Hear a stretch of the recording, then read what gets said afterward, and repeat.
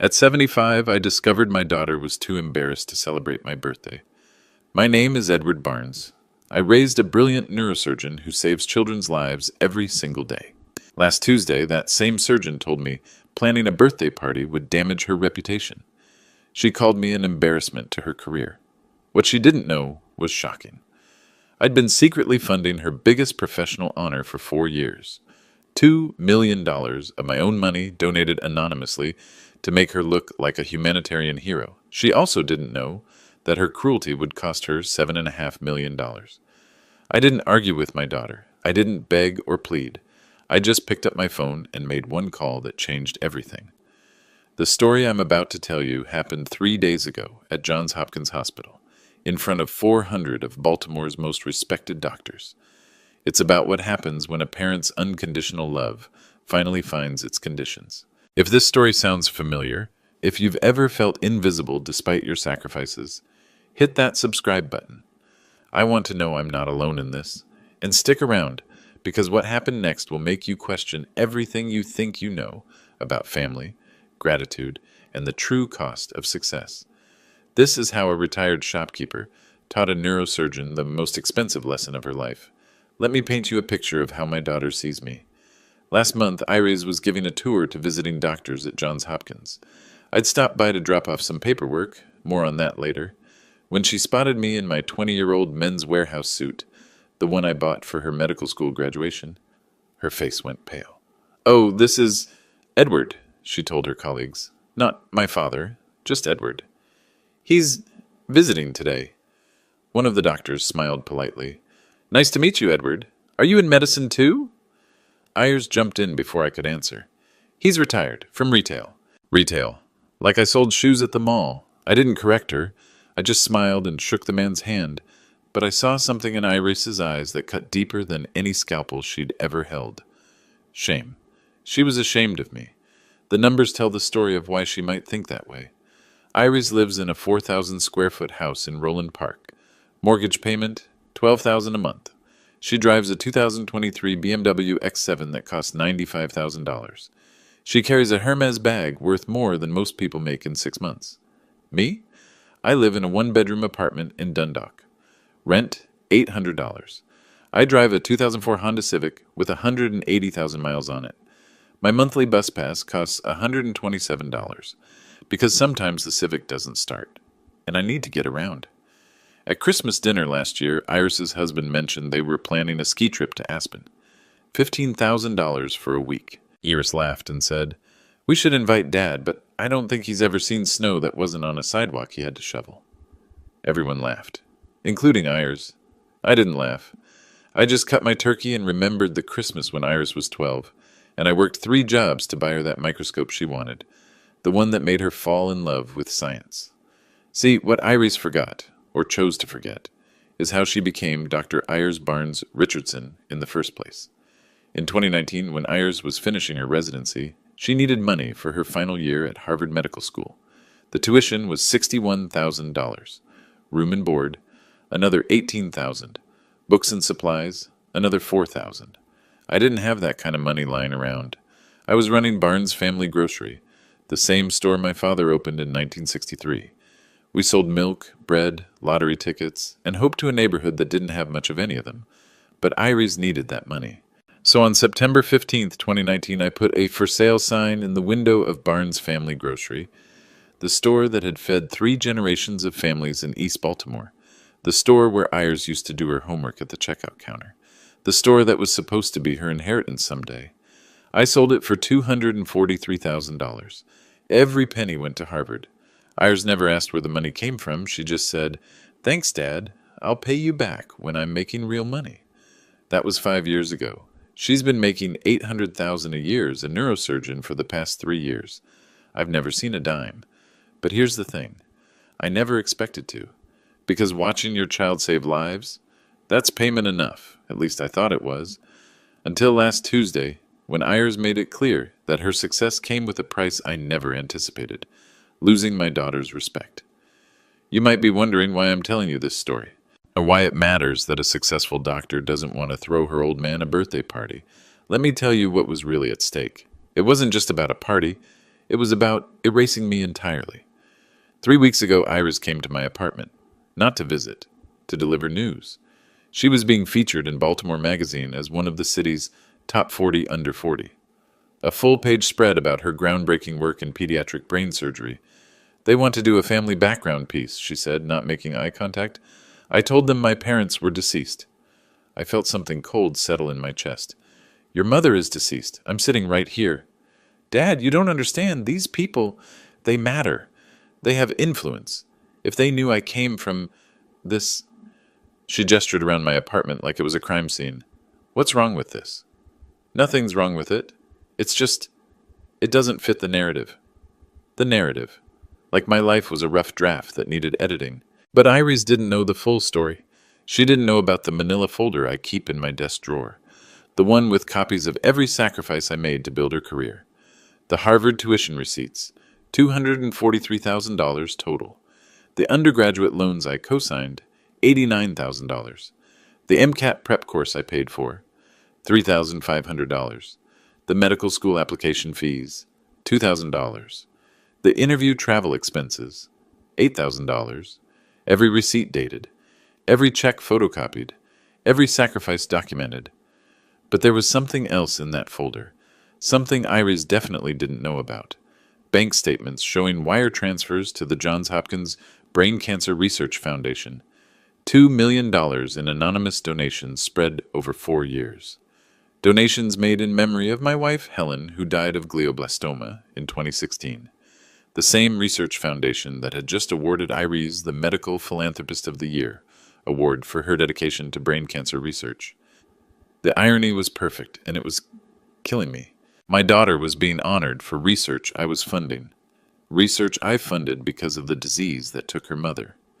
Research I supported specifically because I knew Iris was passionate about pediatric brain tumors. I was the anonymous donor who made Iris look like a humanitarian, and she was so embarrassed by me that she told reporters I was dead. But here's what really scared me. If Iris could erase me from her success story, what would happen to Helen's memory? My wife died believing that our daughter would carry on our values. Helen's last words to me were, "Take care of Iris, but don't let her take you for granted." I'd kept the first part of that promise for 8 years. Iris was taken care of. She had everything she needed, and most of what she wanted. But I'd failed at the second part. I'd let her take me for granted so completely that she'd forgotten I existed at all. The stakes weren't just my pride or my feelings. The stakes were my wife's legacy and the lessons I'd failed to teach my daughter about gratitude, respect, and family. That's what I was really fighting for when Iris told me not to expect a birthday party. I was fighting for the right to exist in my own daughter's life. The phone call came on a Tuesday evening at 6:30. I was heating up a can of soup, Campbell's chicken noodle, 99 cents, when my flip phone rang. "Hi, Dad. Iris, how was your day? Save any lives? Dad, I need to talk to you about something." I turned off the stove.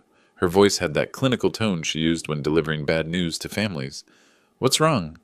"Nothing's wrong. It's about your birthday next week." My 75th birthday.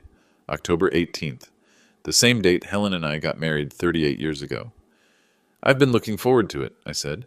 "Maybe we could go to that steakhouse you like, the one in Little Italy." "Dad, that's what I'm calling about. I can't do a party." "Okay, just dinner then. You and Richard and me." "No, Dad, I can't do anything."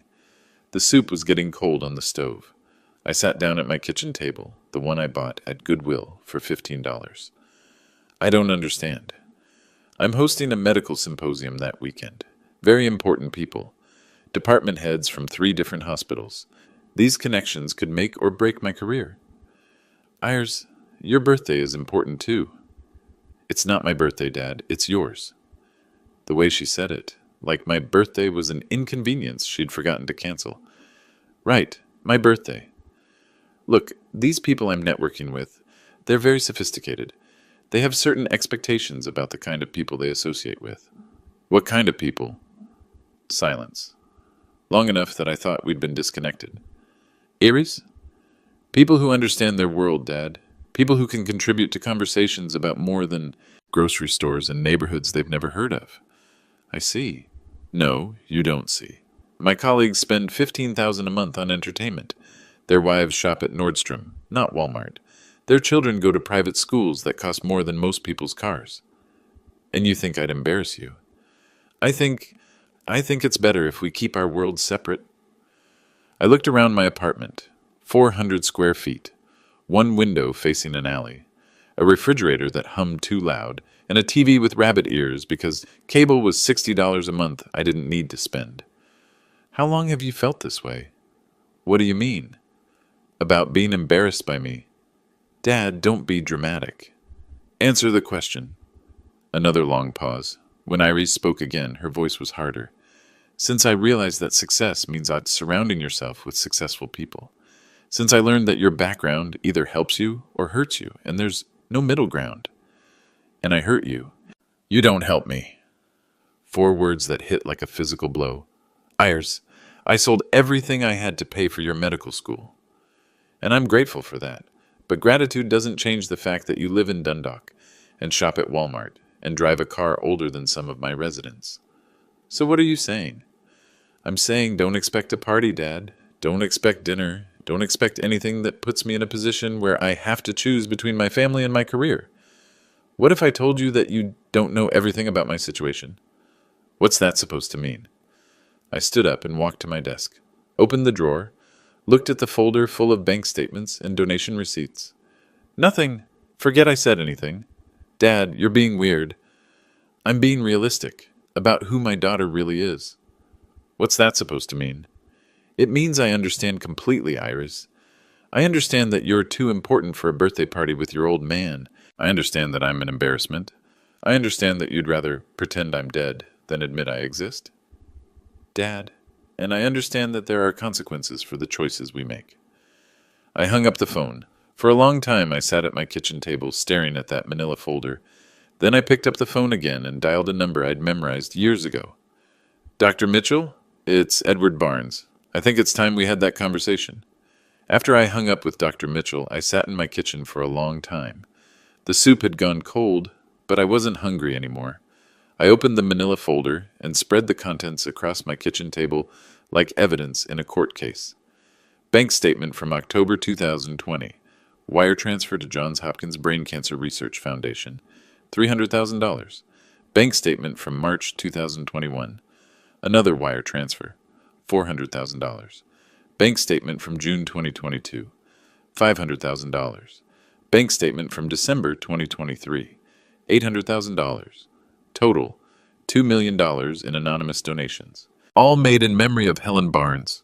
All supporting the research that would eventually make Ayers look like a humanitarian. But there was more in that folder. Things Ayers had never seen. Things that would have changed how she spoke to me if she'd known they existed. A letter on Johns Hopkins letterhead, dated 6 months ago. Dear Mr. Barnes, your continued support of our pediatric brain cancer research program has been transformational. Without your generosity, Dr. Ayers Barnes Richardson's groundbreaking work with children would not be possible. We hope you'll consider attending our annual gala on October 18th, where Dr. Barnes Richardson will receive our Medical Philanthropist of the Year award. The same Dr. Barnes Richardson who just told me she was too busy to celebrate my birthday. The same birthday as their gala. The same gala where my daughter would be honored for work I was funding. I picked up my phone and called my attorney. Margaret, it's Eddie Barnes. I need to schedule an appointment. Eddie, how are you? Is everything all right? Margaret Chen had been handling my legal affairs for 15 years. She was one of the few people who knew the truth about my financial situation. I need to make some changes to my will. Changes? Eddie, you just updated everything 6 months ago. I know, but circumstances have changed. What kind of changes are we talking about? I looked at the bank statements spread across my table. Then I looked at a different document. The trust fund I'd established for Iris when she graduated medical school. $7.5 million, earning interest, waiting for her 40th birthday. 2 years early, if she needed it for something important. Or never, if I decided she didn't deserve it. I want to redirect Iris's inheritance. Silence on the other end of the line. Eddie, that's a big decision. Maybe we should talk about this when you're not emotional. I'm not emotional, Margaret. I'm clear-headed for the first time in years. What happened? I told her about the phone call, about Iris's refusal to celebrate my birthday, about being told I was an embarrassment to her career. She doesn't know about the donations, does she? Margaret asked. She has no idea. And she doesn't know about your actual net worth? I looked around my modest apartment. $800 a month in rent, but I owned the building. I also owned 3 other buildings in Baltimore, plus a portfolio of stocks that had grown steadily over 20 years. She thinks I'm living paycheck to paycheck on Social Security. Eddie, you're worth $8.5 million. But I live like I'm worth 800. Because that's who you are. You've never needed to prove anything to anyone. Except my daughter doesn't see it that way. She sees a failure, a man who never amounted to anything. So what do you want to do? I picked up the Johns Hopkins letter again. October 18th, my birthday. Iris's award ceremony. The perfect intersection of irony and opportunity. I want to attend that gala, Margaret. The Johns Hopkins gala? But you always donate anonymously. Not this time. Eddie, think about what you're saying. I have thought about it. For 8 years I've been thinking about it. Ever since Helen died, I've been funding medical research in her memory. I've been supporting Iris's career without her knowledge. I've been letting her take credit for my generosity. And now? Now it's time for some honesty. Margaret was quiet for a moment. Then, when do you want to meet? Tomorrow. And Margaret, bring the paperwork to establish a new foundation. What kind of foundation? The Helen Barnes Memorial Scholarship Fund, for children whose parents make sacrifices they never get credit for. 3 days after Iris told me not to expect a birthday party, I had to go to Johns Hopkins to deliver some documents to Dr. Mitchell. Nothing unusual. I'd been corresponding with the development office for 4 years about my anonymous donations. I was walking through the main lobby when I heard a familiar voice behind me. The key to pediatric brain surgery is understanding that you're not just operating on a tumor. You're operating on a family's entire future. Iris was leading a group of visiting physicians on a tour of the neurosurgery wing. She looked elegant in her white coat, confident and professional. For a moment, I felt that old surge of pride watching my daughter in her element. Then she saw me. Her smile faltered, just for a second, but I caught it. I was wearing my good suit, the same one she'd been embarrassed by before. My shoes were polished, but they were 10 years old. My hair was combed, but it needed cutting. Dr. Barnes Richardson, one of the visiting doctors said, could you tell us about the foundation support for your research? Iris's eyes flicked to me, then back to the group. Absolutely. We've been incredibly fortunate to have anonymous donors who believe in our mission. I stayed where I was, about 20 feet away, pretending to read a brochure about cardiac services. The majority of our funding comes from a single benefactor, Iris continued, someone who understands the importance of pediatric brain cancer research. Another doctor asked, have you ever met this donor? No, Iris said. They prefer to remain anonymous, but their support has been transformational. $2 million over 4 years. I felt something twist in my chest. She was giving this presentation 10 feet from a wall, where her Medical Philanthropist of the Year award was displayed in a glass case, an award she'd received for dedication to research I was funding. That's when one of the visiting doctors noticed me. Excuse me, he said, walking over. Are you waiting for someone? You look a little lost. Iris's face went pale. I could see her calculating, ignore me or acknowledge me and risk the questions that would follow. Oh no, I said with a smile. I'm just waiting for an appointment with the development office. Development office? Are you a donor? Before I could answer, Iris appeared at my elbow. This is Edward Barnes, she said quickly. He has some business with the hospital. Not my father, not even a family friend, just Edward Barnes, with some business. Nice to meet you, Mr. Barnes, the doctor said. What brings you to Johns Hopkins? Iris shot me a look that could have stopped a heart. Just some paperwork, I said. Nothing important. But the doctor was persistent.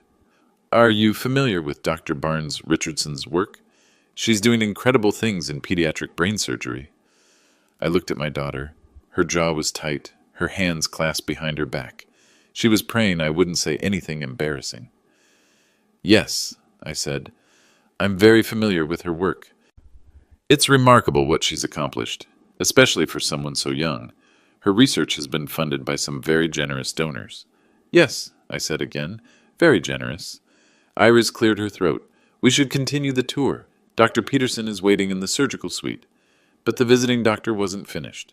Mr. Barnes, you seem to know quite a bit about the program. Are you involved in medical research yourself? I could have said no. I could have deflected. I could have given Iris the out she was desperately hoping for. Instead, I said, I have a personal interest in brain cancer research. Oh? Are you a researcher? No, I lost my wife to glioblastoma in 2016. The group went quiet. Iris's face was now completely white. I'm so sorry, the doctor said. That must have been devastating. It was, but watching researchers like Dr. Barnes Richardson work to prevent other families from going through what we went through, that gives me hope. Iris was staring at me like I'd grown a second head. She'd never heard me talk about Helen's death with strangers. I'd always been private about our loss. That's a beautiful way to honor your wife's memory, another doctor said. I try, I said, in my own small way. That's when Iris made her mistake, the one that would cost her everything. Mr. Barnes, she said, her voice sharp with barely controlled panic, I'm sure these doctors don't need to hear about your personal situation. The visiting physicians looked confused. Why was Dr. Barnes Richardson being so dismissive of a widower who'd lost his wife to the same disease she researched? Ayers, I said quietly. She flinched at the sound of her name. You don't need to protect me from talking about Helen. I'm not protecting you, she said. I'm trying to maintain professional boundaries. Professional boundaries, like my grief was contaminating her workplace. One of the visiting doctors looked back and forth between us, clearly sensing the tension. Dr. Barnes Richardson, he said slowly, do you and Mr. Barnes know each other? Iris's mouth opened and closed like a fish out of water. We're acquainted, she finally said. Acquainted. 25 years of bedtime stories, school plays, graduation ceremonies, and sleepless nights when she was sick. 47 hours of labor when she was born. $243,000 in medical school tuition. Acquainted. I looked at my daughter, really looked at her. At the woman I'd raised, educated, and supported. The woman who was so ashamed of me that she couldn't even admit I was her father. Yes, I said, we're acquainted. And as Iris hurried her group away, I realized that our relationship was about to become much more acquainted than she'd ever imagined. October 18th arrived with that crisp autumn air that makes Baltimore beautiful, my 75th birthday, the day Iris had declared herself too important to celebrate. I spent the morning at Margaret's office, signing paperwork. The Helen Barnes Memorial Scholarship Fund was now officially established. The beneficiary, children whose parents had made significant sacrifices for their education. Starting fund, $7.5 million. Iris's inheritance. Redirected. At 6 o'clock, I put on my best suit. Not the 20-year-old one, but a navy blue Armani I'd purchased that morning. $4,000. The first expensive thing I'd bought for myself in decades. I also wore something else. Helen's hospital bracelet. The one she'd worn during her final stay at Johns Hopkins. I'd kept it in my wallet for 8 years. Tonight it went around my wrist. The Johns Hopkins Faculty Club was decorated like something from a movie. Crystal chandeliers, white tablecloths, centerpieces that probably cost more than my monthly rent. 400 of Baltimore's medical elite mingled over cocktails that cost $30 each. I found my table, table 1, right in front of the podium. The place cards read, Mr. Edward Barnes and Guest of Honor. Ayers was 3 tables away, radiant in a black evening gown that cost more than most people's cars. She was laughing with her colleagues, holding court like the medical royalty she'd become. She hadn't seen me yet. Dr. Harrison Mitchell, the development director, approached my table with a warm smile. Mr. Barnes, I'm so glad you decided to attend this year. It seemed like the right time to stop being anonymous. Are you sure about this? Once we make the announcement, there's no going back? I looked across the room at Iris. She was explaining something to a group of doctors, using her hands to illustrate surgical techniques. Brilliant, confident, completely unaware that her world was about to change. I'm sure. The dinner was excellent. Filet mignon, roasted vegetables, chocolate mousse for dessert. The kind of meal Iris probably ate every week, but I hadn't enjoyed in years. During the main course, I noticed Iris finally spot me. She was mid-sentence when her eyes swept the room and landed on my table. Her face went through several expressions in rapid succession: confusion, recognition, and then something approaching horror. She excused herself from her companions and walked over to my table, her heels clicking on the marble floor. "Dad, what are you doing here?" "Happy birthday to me," I said, taking a sip of wine. "This is the Johns Hopkins annual gala. How did you even get in?" "I was invited." "Invited? By who?" Before I could answer, Dr. Mitchell returned to the podium for the evening's main event. "Ladies and gentlemen, if I could have your attention, tonight we have the honor of recognizing someone whose dedication to pediatric brain cancer research has been nothing short of extraordinary." Iris's face lit up. This was her moment, the recognition she'd been working toward her entire career. Dr. Iris Barnes Richardson has not only distinguished herself as a brilliant surgeon, but also as a humanitarian whose passion for helping children has attracted significant philanthropic support. The room erupted in applause. Iris stood and waved, gracious and humble. "However," Dr. Mitchell continued, "before we honor Dr. Barnes Richardson, I want to recognize someone else, someone whose generosity has made her research possible." Iris's smile faltered slightly. This wasn't part of the script she'd expected. "For 4 years, we've had an anonymous donor who has contributed over $2 million to our pediatric brain cancer research program. Tonight, that donor has agreed to step forward and be recognized." The room went quiet. Iris's eyes darted around, trying to figure out which wealthy philanthropist was about to steal her thunder. "Ladies and gentlemen, please join me in recognizing Mr. Edward Barnes." The silence that followed was deafening. 400 people turned to look at table 1, where I was slowly standing up. Iris's face went through every emotion in the human spectrum: confusion, disbelief, recognition, horror. I walked to the podium, my worn shoes echoing in the sudden quiet. Dr. Mitchell handed me the microphone. "Thank you," I said, looking out at an audience of Baltimore's medical elite. "My name is Edward Barnes, and 4 years ago, I lost my Helen to glioblastoma." I paused, letting that sink in.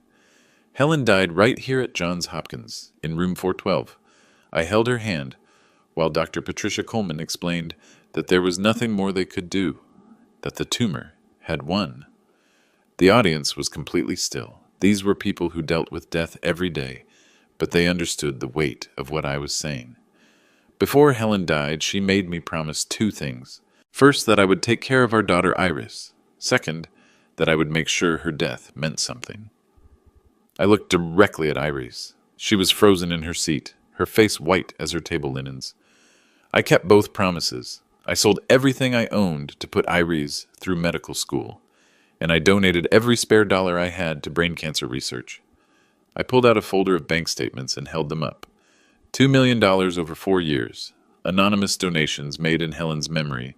Donations that funded the research that made Dr. Iris Barnes Richardson look like a humanitarian. The room was so quiet you could hear the ventilation system. "But here's what makes this interesting," I continued. "Dr. Barnes Richardson doesn't just benefit from my donations professionally. She's also my daughter." A murmur rippled through the crowd. People turned to look at Iris, who appeared to be trying to disappear into her chair. My daughter, who 3 days ago told me she was too important to celebrate my 75th birthday. Who told me that my presence would be embarrassing to her career. Who told her colleagues that I was dead, rather than admit she came from a working-class family. The murmur grew louder. This was better than any medical drama these people had ever watched. So, tonight, on my birthday, I want to make an announcement. The $7.5 million I had planned to leave to heirs, in my will, is being redirected to establish the Helen Barnes Memorial Scholarship Fund. Iris shot to her feet. "Dad, stop!" But I wasn't finished. This fund will provide full scholarships to medical school for children whose parents have made significant sacrifices for their education. Children who understand that success isn't just about what you achieve. It's about remembering who helped you achieve it. The applause started slowly from a table in the back. Then it spread, growing louder and more sustained. These people might have been medical elite, but they understood the value of gratitude and respect. Iris was staring at me like I'd grown a second head. Around her, colleagues were whispering, looking back and forth between us. Dr. Mitchell took the microphone back. "Mr. Barnes, on behalf of Johns Hopkins, Thank you for your extraordinary generosity, both past and future. As I walked back to my table, I passed Iris's chair. She grabbed my arm. We need to talk, she whispered urgently. Yes, I said. We do. Iris followed me to a quiet corner of the faculty club's lobby, her face a mixture of shock, anger, and something that might have been panic. Dad, what the hell was that? That was honesty, Iris. You should try it sometime. You just humiliated me in front of 400 colleagues. I looked at my daughter, really looked at her. Even now, even after everything I'd just revealed, her first concern was her reputation. I humiliated you? Iris, you told people I was dead. That's different. How is that different? She looked around the lobby, making sure no one could overhear us. Because this affects my career, my standing in the medical community. These people respect me. They respected you when they thought you were attracting major donors through your humanitarian work. How do you think they'll feel when they realize your biggest donor was the father you were ashamed to acknowledge? Iris's face crumpled slightly. For a moment, she looked like the little girl who used to help me stock shelves at the grocery store. Dad, I never meant for it to go this far. How far did you mean for it to go, Iris? At what point were you planning to acknowledge that I exist? It's complicated. No, it's not. It's actually very simple. You decided I wasn't good enough for your new life. You decided that a father who sold everything he owned to pay for your education was an embarrassment. Margaret Chen appeared at my elbow, carrying a leather portfolio. Mr. Barnes, I have those documents you requested. Ayers looked back and forth between me and Margaret. What documents? Margaret opened the portfolio and handed me a folder. The Helen Barnes Memorial Scholarship Fund paperwork. Everything's ready for your signature. I took the papers and looked at Iris. These documents transfer your inheritance to a scholarship fund for children whose parents sacrificed for their education. Dad, you can't be serious. I'm very serious. Iris grabbed my arm. Look, I know I handled things badly. I know I hurt your feelings. But you can't just throw away $7.5 million because you're angry at me. I'm not throwing it away. I'm investing it in children who will appreciate what their parents do for them. Dad, please. Can we just go somewhere private and talk about this? I looked around the lobby. Several of Iris's colleagues were watching our conversation from a distance, clearly trying to eavesdrop on what was happening. Iris, we are talking about it. Right here, right now. Not here, not with people watching. Why? Are you embarrassed to be seen with me again? That hit home. Iris's eyes filled with tears. That's not fair. What's not fair is a daughter who benefits from her father's generosity while treating him like a shameful secret. Margaret cleared her throat. Mr. Barnes, if you'd like to proceed, I need your signature on page 3. I took the pen Margaret offered and looked at Iris one more time. Dad, wait. Just wait. Let me explain. I'm listening. Iris took a deep breath. When I started medical school, I was surrounded by people who came from money. Real money. Their parents were doctors, lawyers, CEOs. They summered in the Hamptons and wintered in Aspen. They spoke 3 languages and had been to Europe before they were 16. And I felt like a fraud. Like I didn't belong, so I reinvented myself. I created a background that would fit in. A background that didn't include me. A background that didn't include Dundalk or grocery stores or any of the things that made me feel small. I felt a flicker of sympathy for my daughter. I remembered being young and insecure, wanting to fit in. But then I remembered the phone call, the cruelty in her voice when she told me not to expect a birthday party. Iris, I understand wanting to fit in. What I don't understand is completely erasing the people who made your success possible. I never erased you, Dad. You told your colleagues I was dead. That was just... It was easier than explaining. Easier than explaining what? That your father loved you enough to give up everything for your dream? Iris was crying now, makeup running down her cheeks. I was going to tell them eventually, when the time was right. When would the time have been right, Iris? When I was actually dead? She didn't answer. I looked down at the scholarship fund documents. $7.5 million that would send dozens of working-class kids to medical school. Kids who might remember where they came from. Dad, please. I can change. I can do better. Can you? Yes. I swear to you, I can do better. I looked at my daughter, tears streaming down her face, and for a moment I wavered. This was still the little girl who used to fall asleep in my lap while I read her stories. The teenager who called me from college every Sunday, the young woman who hugged me so tight at her medical school graduation that I thought she might crack my ribs. But then I remembered something else. Helen's voice, weak but determined, 3 days before she died. Eddie, promise me something. If Ayers ever forgets where she came from, if she ever starts thinking she's better than the people who love her, you remind her. You remind her that character isn't about what you achieve.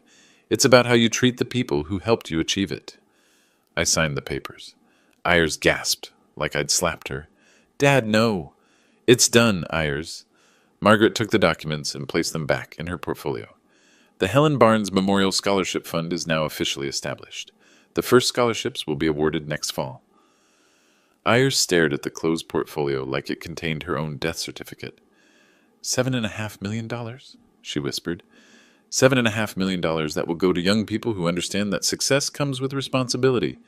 Responsibility to remember the people who believed in you when no one else did. Dad, I can't believe you actually did this. I can't believe it took me this long. Iris wiped her eyes, smearing her makeup even more. So what now? We don't talk anymore? You cut me out of your life completely? I looked at my daughter, and despite everything, I still saw the child I'd raised, the brilliant woman I'd helped create, the surgeon who saved lives every day. Iris, I will always love you. You're my daughter, and nothing will ever change that. But our relationship is going to be different from now on. No more pretending I don't exist. No more being ashamed of where you came from. No more taking my love for granted. What does that mean? It means if you want a relationship with me, it has to be on honest terms. You acknowledge who I am and what I've done for you. You treat me with the respect you'd show any other major donor to your research. Ayers laughed bitterly. You want me to treat you like a donor? I want you to treat me like your father. That stopped her cold. I want you to introduce me to your colleagues as the man who raised you. I want you to tell them about the grocery store and how I sold it to pay for your education. I want you to be proud of where you came from instead of ashamed of it. And if I can't do that? I looked at her for a long moment. Then you'll have learned that some choices have permanent consequences. The story spread through Baltimore's medical community like a virus. By the next morning, Iris's colleagues were talking about nothing else. The brilliant neurosurgeon whose anonymous benefactor turned out to be the father she'd been hiding. The working-class man who'd donated millions while living in an $800 apartment. The daughter who'd been so ashamed of her background that she'd told people her father was dead. I learned about the fallout through Dr. Mitchell, who called me 3 days after the gala. Eddie, I thought you should know the medical community is buzzing about what happened. Good buzzing or bad buzzing? Mixed. Some people are applauding your generosity. Others are questioning Iris's character. That afternoon, the Baltimore Sun ran a story. Local surgeon's secret benefactor revealed to be her father. The article was respectful, but included quotes from unnamed colleagues expressing concerns about Dr. Barnes Richardson's judgment and integrity. The Baltimore Magazine feature that Ayers had been so excited about was postponed indefinitely. More damaging was the social media response. Someone had recorded my speech at the gala and posted it online. Within 48 hours, it had been viewed 2 million times. The comments were brutal. Imagine being so ashamed of your father that you tell people he's dead. This doctor saves children's lives, but can't show basic respect to the man who made her career possible. $7.5 million. That's what integrity costs. But the professional consequences were more serious than social media criticism. Dr. Shani Walsh, chief of neurosurgery at Johns Hopkins, called Ayers into her office on Friday afternoon. I know this because Ayers called me afterward, crying. Dad, Dr. Walsh is questioning my fitness for leadership positions. What kind of leadership positions? I was being considered for department head next year. That's off the table now. I felt a pang of regret. I'd never intended to damage Iris's career, only to teach her a lesson about respect and gratitude. I'm sorry to hear that, Iris. Are you? Because it feels like you wanted to destroy my life. I wanted to save your soul. The following week brought more consequences. The pharmaceutical company that had been sponsoring Iris's research pulled their funding, citing concerns about the program's leadership. 2 speaking engagements were canceled. A medical journal asked her to withdraw a paper she'd submitted for publication. But the most painful consequence came from Iris's personal life. Her husband Richard called me on a Tuesday evening. "Mr. Barnes? This is Richard Richardson, Iris's husband." "Hello, Richard. I wanted to talk to you about what happened at the gala." I waited, unsure where this conversation was heading. "Iris told me what she said to you, about not expecting a birthday party, about being embarrassed by you." "She did?" "Mr. Barnes, I need you to know that I had no idea she felt that way. If I had known she was treating you like that, I would have stopped it." That surprised me. Richard had always seemed to support Iris's social climbing. "I appreciate you saying that. I've been married to Iris for 8 years, and I thought I knew who she was. But what she did to you, that's not the woman I fell in love with." "Richard, I don't want to come between you and Iris." "You're not coming between us. Her choices are coming between us."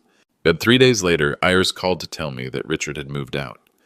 He said he can't be married to someone who would treat their father the way I treated you. "Iris, I'm sorry." "Are you?" "Because my life is falling apart, and it's all because of what you did at that gala." "What I did was tell the truth. Your truth destroyed my marriage." "No, Iris, your choices destroyed your marriage. I just made them public." But even as I said it, I wondered if I'd gone too far. I'd wanted to teach my daughter a lesson about respect and gratitude. I hadn't intended to wreck her life. That weekend, I drove to Iris's house in Roland Park, the same house she'd been so proud of, with its $12,000 monthly mortgage payment. She answered the door in sweatpants and a Johns Hopkins t-shirt, looking like she hadn't slept in days. "Dad, what are you doing here?" "I wanted to see how you're doing." She laughed bitterly. "How do you think I'm doing?" I looked around her living room, 4,000 square feet of empty space, no Richard, no sounds of family life, just Iris, alone with the consequences of her choices. "I think you're learning something important." "What's that?" "That success without character is just an expensive way to be miserable." Iris sat down on her leather sofa, the one that probably cost more than I made in 6 months at the grocery store. "Dad, I've lost everything. My husband, my reputation, my career prospects, all because I hurt your feelings about a birthday party." "It wasn't about the birthday party, Iris." "Then what was it about?" I sat down across from her, in a chair that was probably worth more than my car. "It was about respect. It was about remembering who you are and where you came from. It was about honoring the people who sacrificed for you. I honored you. I became a doctor. I saved lives. You honored my investment in your education. You didn't honor me." Iris was quiet for a long time.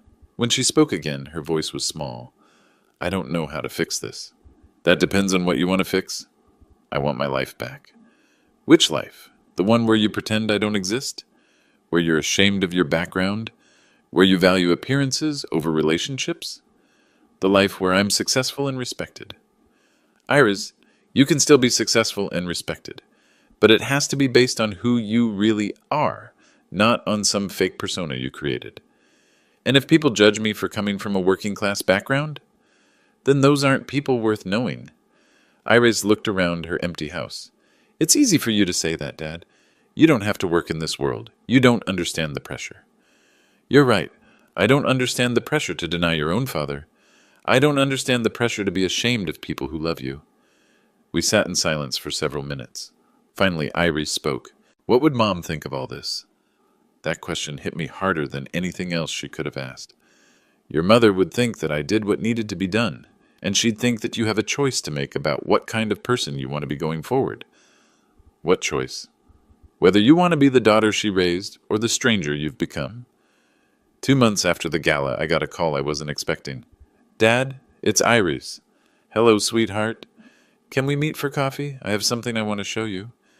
We met at a small cafe in Federal Hill, halfway between my apartment and her house. Iris looked different, tired but somehow more genuine than she had in years. Her makeup was minimal, her clothes simple but elegant. She slid a newspaper across the table. The Baltimore Sun. The headline read, "Johns Hopkins doctor establishes program for working-class medical students."